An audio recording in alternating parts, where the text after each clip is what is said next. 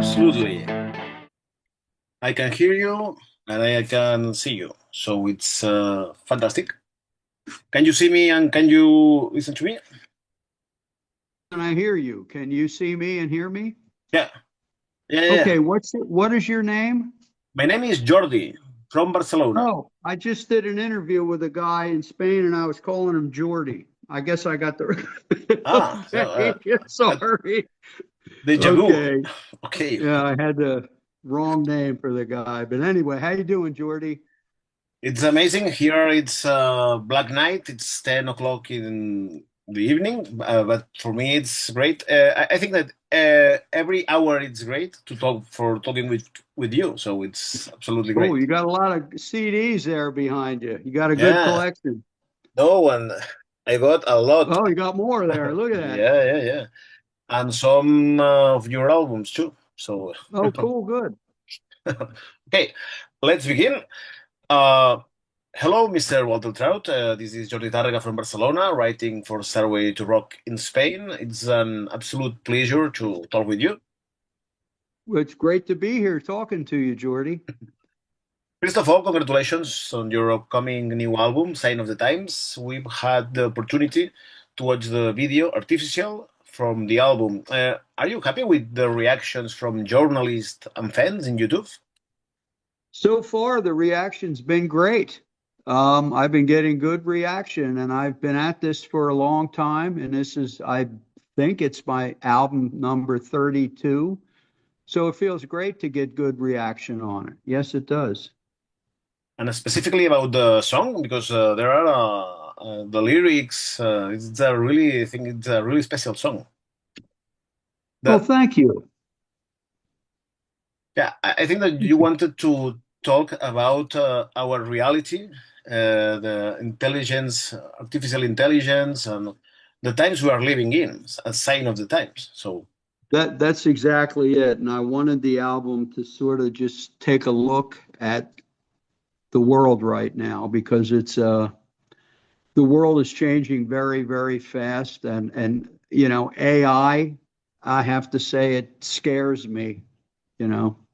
So that's what that song was about. And Sign of the Times, um, that song, the lyrics were written by my songwriting partner, who is my mhm. wife. She Mary, wrote the lyrics and I put it to music. And that is definitely a taking a look at the world and at what's happening out there. I have to say that I review it right, and I am reviewing Sign of the Times, and I have to say that your last albums are really strong, and your voice sounds excellent. Well, thank you. This is a very weird thing, but at 74, Yeah. I have more power in my vocals and I have more range. So I can sing higher and I can sing louder. And I don't know how that happens when you're 74, but I'm enjoying it. I was at your last concert in Barcelona, so I can say that what you are saying it's true, absolutely true. Yeah, I don't understand it because most guys, when they hit my age, they start to lose it. Mm. But mine is getting stronger. And I don't know how long that will last, but I'm enjoying it now. Give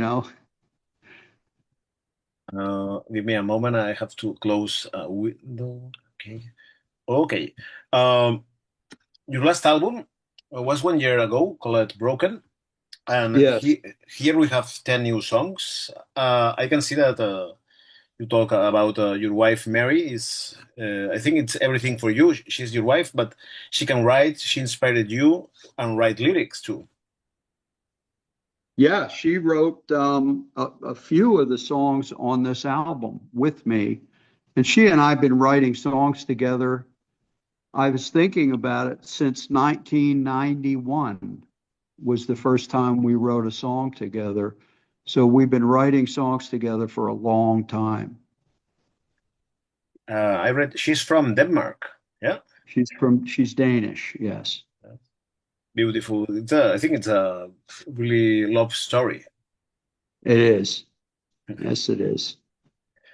Okay, one of the most surprising songs and probably my favorite, Mona Lisa Smile. Uh, are we in front of one of the maybe the most special song of the album? Well, thank you. It's I'm quite happy with that song. And the funny thing is, that song came to me in a dream. I woke up at 4 a.m. And the song was in the dream, and I wrote down the first verse, which I could remember. And then I grabbed my little recorder and a guitar, and I played the melody into the recorder. And um, I wrote I could only remember the first verse that was in the dream. And then, but I wrote the rest of it, and the song literally took 10 minutes, and I had it, you know.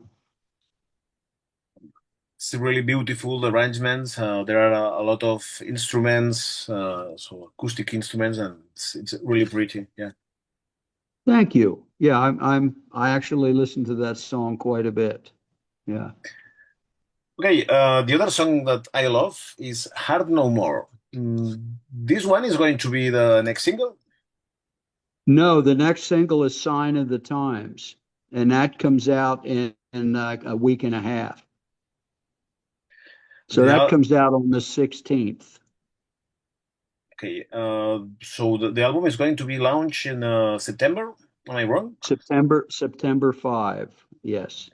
So So you. Hurt No More is a metaphor when I speak about cutting myself. Mhm. It's a metaphor. It's a symbol for when I was a heroin addict in 50 years ago. It was 50 years ago. I was a heroin addict for a couple of years. So I was looking back at that. And that's another song that my wife wrote with me. Beautiful. Yeah, yeah. As I said before, I attended your last concert in Barcelona. It was a fantastic experience. It was my first time with you. The band was fantastic, and you had an amazing guitar player, Brad Smith Daniels. Yeah, Yes, where did you find great that young guy? guitar player. Yeah. And he is right now with his own band. And he's somewhere in Europe. I think the last time I saw he was in Monte Carlo playing something like that. Great, great player, great guy too. He worked with me for about 2 years. Yeah, but now he's moving on Hmm. and has his own band, which he should do. You know. You had a really strong live band, but in the album you got really fantastic musicians. Zigzag is one of the musicians, for example. Zigzag is on there, and he toured the world with me. He's on Ride. He did all the keys on Ride. If you look. Mhm. He did the keys on Ordinary Madness, and he did the keys on a couple of songs on my last album, Broken. But in the middle of the session, he got very sick, so he couldn't finish the album. But he did this whole album, the new one. But it's the same rhythm section. The bass player and drummer are the same guys that I tour with. It's great to have the same people in the album in the studio and in your live Yeah. concerts. It's not And easy. that way, when we play the songs live, they'll sound right. They'll sound the way they should sound. Absolutely, I was there. Yeah. Uh, in the concert, it was beautiful because you told to the crowd sometimes. You said that you toured for 7 years with John Mayall and that Yes. he was a father for you. Yes. Of course. Yeah. So He certainly was. how it was to be touring with a legend. Man, I loved him like a father.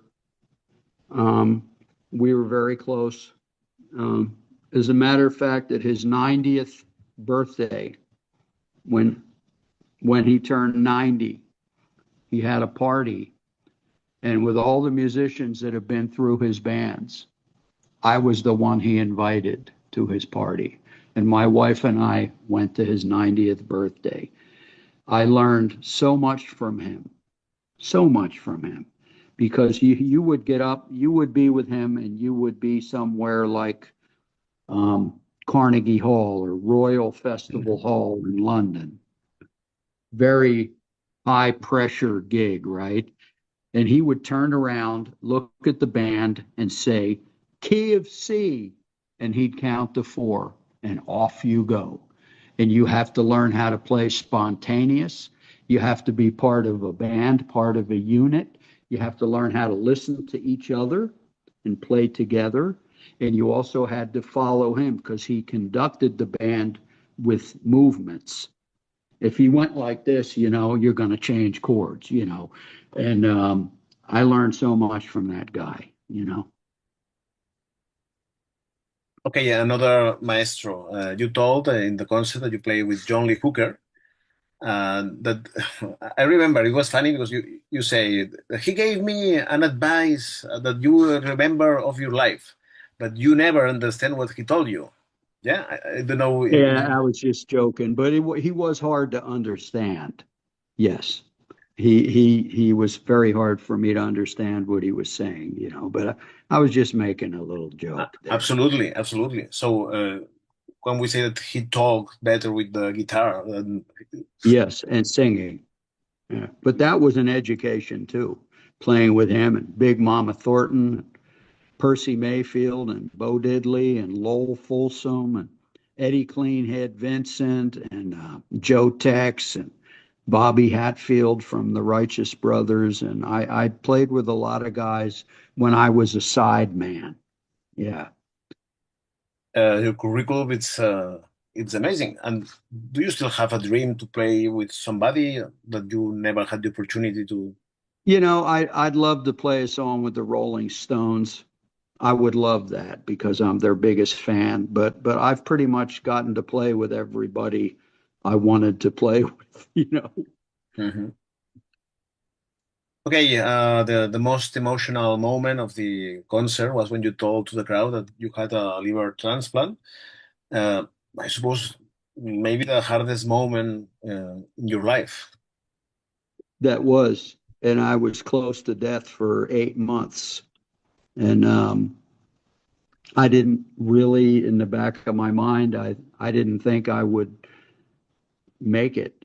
And but here I am, and I'm still going, and I feel great, and I'm healthy, and I'm still playing music, and it's a blessing, and I'm the luckiest man on earth. Yeah, so sometimes this kind of operation can work and or not, and but in your case, I think you are well, in your peak. I think your concerts are absolutely amazing, and you play 2 hours. Yeah, 2 hours. Now, at my age, I'm 74. When I hit 2 hours, I'm starting Hmm. to fade out. Then it's time for me to stop. Because at that point, I need to kind of just sit down and catch my breath. You know. Hmm. But that's good. I played with you remember Otis Rush, Mhm. great blues man Otis Rush. I played with him in Europe many years ago, and he was old, and he would play for a half an hour, and then he was done. He had to go sit down. So at 2 hours, I'm still doing pretty good. Okay, once maybe 5 years ago, I interviewed Eric Sardinas, and Yes, he told me that he was your neighbor. Yeah. he is my neighbor. He lives Ah. down the street, Okay. Ah. and I can tell you that when I was with John Mayall and Eric was still in high school, he used to come to my house and we would listen to blues records and play guitars together when he was a kid. So we go way back, Eric and I. Yeah, he's a great guy, great player. I have to say it's one of my favorite guitar players nowadays. Is he Yeah, always when he comes to Barcelona, it's wow, it's a party. It's how he lives the blues. And so it's great to that you told me these things. So that yeah. he had a really strong connection with the best ones. And have you heard the song that he and I recorded together? Maybe I listened to, but I can't remember the Okay, name. here's what you do. You go on YouTube, you type in my name, and then you type in Firehouse Mama. And I asked Eric to play on a record, one of my records, and he said, sure. And I said, but here's what we're going to do. I said, when you were a kid and we would sit and we would play acoustic together, that's what we're going to do. No band, you and I, acoustic guitars, and we're going to write a song together and we're going to record it live. And that's what we did. And I went back and I put in some harmonica, but other than that, it's live. And we did that in the studio. We wrote it together. We did the whole thing in about an hour. We wrote it and recorded it in an hour. In just 1 hour. Okay. 1 hour. And he also said, he says, I can only be here for an hour because I have to go to a wedding. One of his cousins was getting married. And so I said, okay, we're going to write a song right now. And we wrote the song, okay, roll the tape. And we played it and sang it. And he left and I put the harmonica in there. But so look that one up. It came out good. I will check later after the interview. Another thing that Eric told me, it's something funny. It's sardinas and trout. So Yes. it's And then fishing maybe time. we could do that and we could tour with Samantha Fish. Ah, yes, really. You've got Yeah. three. Yeah, yeah, yeah. And then we get kingfish in there.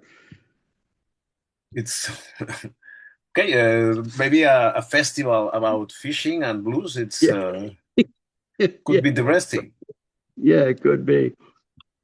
Okay, from 1981 until 1985, you joined Canet Hit.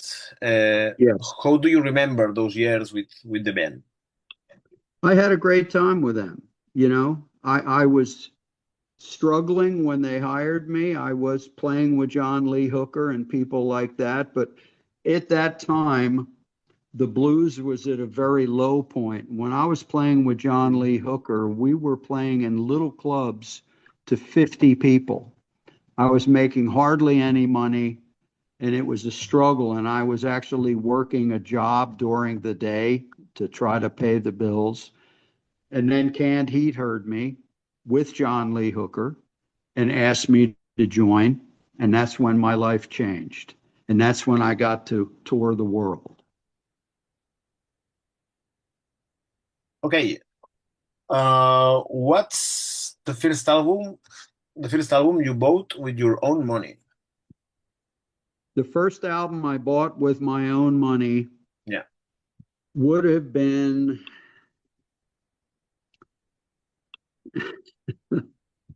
maybe Al Jolson when I was about 8 years old, because I saw a movie on TV called The Jolson Story, and I became a fan of his singing. Now, the first rock and roll album I bought on my own was probably Meet the Beatles. Okay. You're not the But only I one. bought albums before that because I love jazz. I bought Duke Ellington albums and Count Basie, and I bought Ella Fitzgerald albums. But then I heard the Beatles, and that was it for me. Mhm. Okay, on live stage, it's a question that I try to ask in every interview. Which is the trick you always wanted to do on stage? Imagine you A got a lot trick, of a trick, a scenical trick, lasers, fire. Do you I don't have want to in? do I don't want to do tricks. I'm an artist. If they're looking for tricks, they need to go see Kiss or one of those bands that have fucking fireworks and Mhm. um that's not me. It's not what I do, you know. I don't want to do tricks. If they want tricks, they got to see somebody else. With me, they're going to hear music that hopefully will affect them in their heart and soul. That's my trick, is move them. Uh, I Okay. was awaiting this kind of question, the music in the front line. Yeah. It's all about the music, and that's all it is. If you're coming to look at fancy clothes and light shows and smoke and shit, don't come see me. That's all. You won't get that, you know. That's So don't come to my show if that's what they're looking for. Mhm. Yeah. Okay. Do you remember the first time you cried in a concert? And do you remember which band and which song was? The first time I cried at a concert, I was probably seeing Ella Fitzgerald, and she probably sang a George Gershwin song, and I cried like a baby. Yeah. So I was seeing concerts long before I saw any rock bands or blues bands because I was a little kid and I loved jazz, and my parents would take me to shows from the time I was a little boy. When I was 10, I got to spend the day with Duke Ellington. So that was what I was doing before rock and roll hit me, you know. The final one, I was a heavy metal kid and I started to listen to blues with Gary Moore. So I want to ask you about Yeah, your opinion about Gary Moore. Gary Moore was like one of the all-time greatest guitar players that walked the earth. Amazing, incredible. I love that he can play heavy metal, Thin Lizzy, blues, and always a master. He can mix. Always a master, but he started with blues and Yeah, then he went back to it, and yeah, he was great, right? absolutely. Okay, Walter, it's amazing. Can you, it's a favor, if you can say, hello, this is Walter Trout. Please check my interview in Starway to Rock. Stairway to Rock. Yeah. Yeah. Hey, everybody, it's Walter Trout here, and I want you to check out my interview with Stairway to Rock. Did I get it? No, absolutely, it's perfect. Okay. Well, thanks, Jordy. This has been Oh, good. I got to run now. Believe it or not, I have to go to the gym and work oh, out. it's amazing to know that. It's one of your secrets. So, There you okay. go. Well, yeah, I'm trying to stay alive here, in my old age. See you soon in Barcelona. I hope. I hope I come back to Barcelona. I love that. It's a beautiful city. Beautiful city. So I hope I get back there. If I do get back, send me a message and you come to the show as my guest. Okay. Oh, thank you. It will be amazing. Thank you for your time, and it's always to have a master of blues to interview. So thank you. And, and thank you for supporting my music, Jordy. Have a wonderful evening there in beautiful Barcelona. And I hope we get to meet sometime in person. Okay, Okay. thank you.